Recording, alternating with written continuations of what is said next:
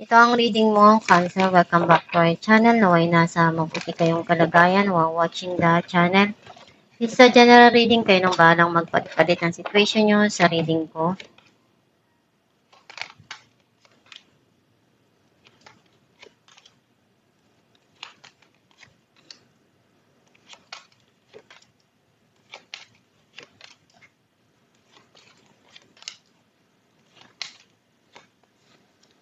At the bottom of the deck, the Hierophant. I feel like ang na-sense ko na energy mo, andun yung kung ano yung magpapasaya sa puso mo, yun yung gawin mo. And kung may mga desisyon, mga plano kang kailangan na harapin dito or gawin, ikaw lang yung nakakaalam kung ano yung tanging magagawa mo doon. Pero kailangan mo pag-isipan na mabuti kung talagang masaya ka ba doon sa magiging resulta ng mga desisyon mo at gagawin mo sa buhay.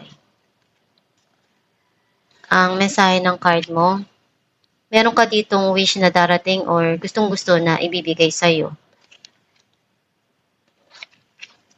Nakita ko na very passionate ka sa goal mo. Gagawin mo lahat ng makakaya mo para ma-achieve mo yun.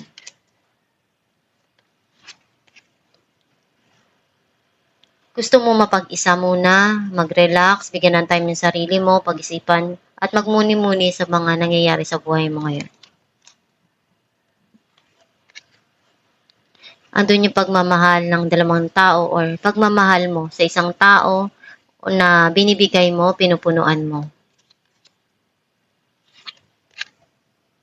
Nakita ko na may past person na gustong bumalik sa buhay mo or gusto mong tumulong. Isa yun sa nagpapasaya sa puso mo every time na nakakatulong ka or meron kang natutulungan.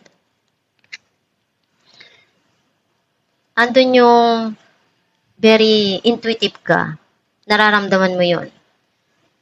And some of you need to listen to your inner divine. Or meron kang sikretong tinatago dito.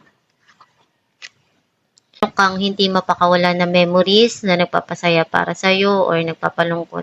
Hindi mo pa yun maialis sa isipan mo at pabalik-balik yun.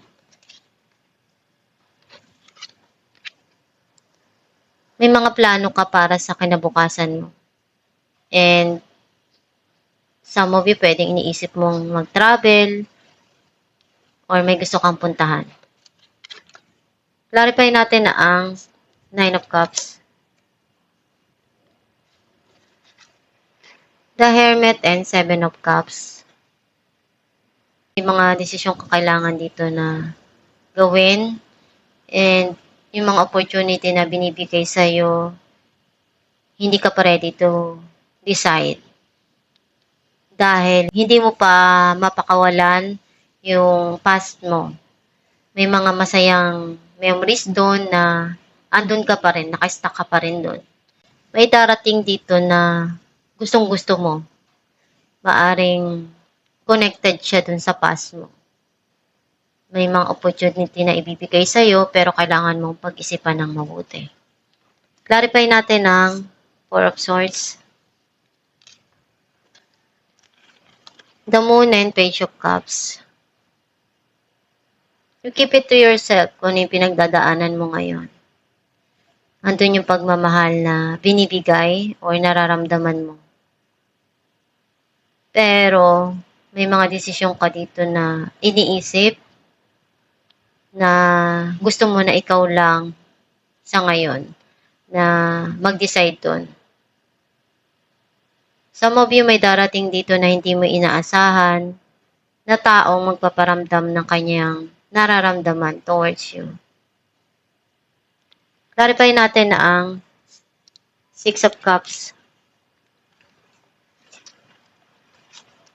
Three of Wands, and Two of Swords. Nakita ko na may mga desisyon kang pinag-iisipan ng maigi or marami kang pagsubok na pinagdaanan sa buhay at sobrang hirap nung iyong pinagdaanan doon.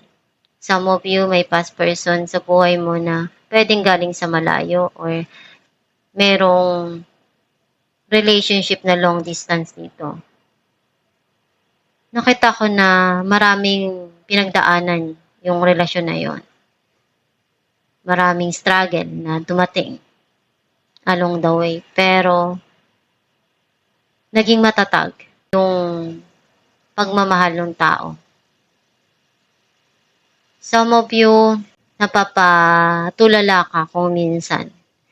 Kasi naaalala mo pa rin yung past person mo. Marami kayong pinagdaanan na pagsubok. And na-overcome ng isa't isa yung mga pagsubok na yun. Clarify natin ang The Hermit. Three of Cups and King of Wands.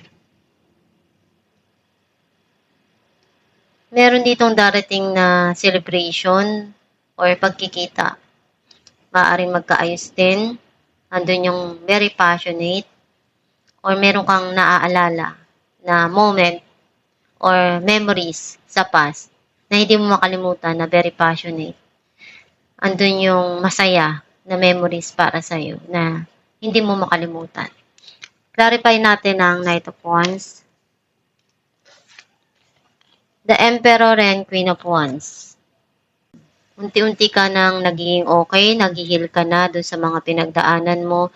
Ngayon, nakokontrol mo na kung ano yung nararamdaman mo, iniisip mo. Though, andun pa rin yung passion mo, hindi ka pa rin hihinto sa mga gusto mong gawin. Clarify natin ang The Lovers. The High Priestess and Two of Pentacles. Itong tao na to, urong-sulong siya, hindi pa siya handa magdesisyon. Some of you, kailangan mong harapin kung ano yung desisyon na darating sa'yo. Kung hindi ka pa ready na magdesisyon right now, pag-isipan mong igiyan at kung handa ka na, saka mo harapin and gawin yung mga kailangan mong ayusin. Some of you, you keep it to yourself kung ano yung mga nangyayari sa buhay mo ngayon or kung ano yung desisyon na meron ka. Andun yung tinatago mo lang sa sarili mo yung pagmamahal na nararamdaman mo.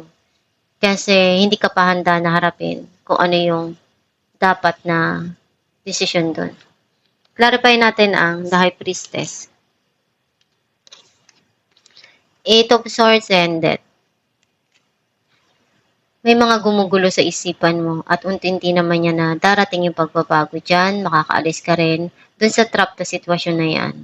And alam mo sa sarili mo kung paano yung paraan para ma-remove yung sarili mo dyan.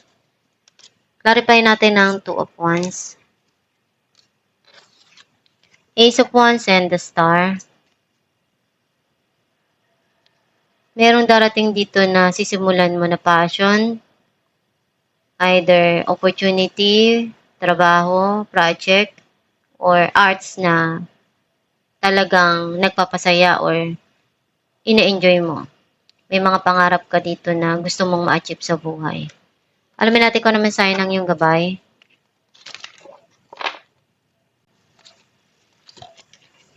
Entrepreneur. Self-employment suits your disposition and intentions. Working for yourself allows you to better follow your intuition and divine guidance. We are your co-workers and teammates who remain loyally to your side to ensure your success in always. Ang mensahe ng iyong gabay na kung ano yung mga dumarating sa buhay mo, kung ano yung gusto mong gawin, yun yung ipagpatuloy mo at i-goal mo. Andyan lang yung gabay mo para tulungan ka sa mga pinagdadaanan mo. Kung ano yung kailangan mo, ihiling mo sa Diyos Ama, magdasal ka lang palagi para magabayan ka dun sa tamang path na gusto mong tahakin. And huwag kang susuko sa mga pagsubok na pinagdadaanan mo. Malalagpasan mo rin yan at makakamit mo rin yung gusto mo sa buhay. Basta magtiwala ka lang sa kakayahan mo at sa Diyos Ama na maabot mo yung mga pangarap mo. At kung meron kang gustong mangyari sa buhay mo na talagang pinapangarap mo, pwede mo namang i-manifest yan at isipin mo palagi kung ano yung mga talagang magpapasaya sa'yo at iyon yung i-attract mo para iyon yung maging outcome ng mga darating sa buhay mo. Itong yung reading Cancer. Kung nakaresonate ka, kindly comment down below. Thank you for watching.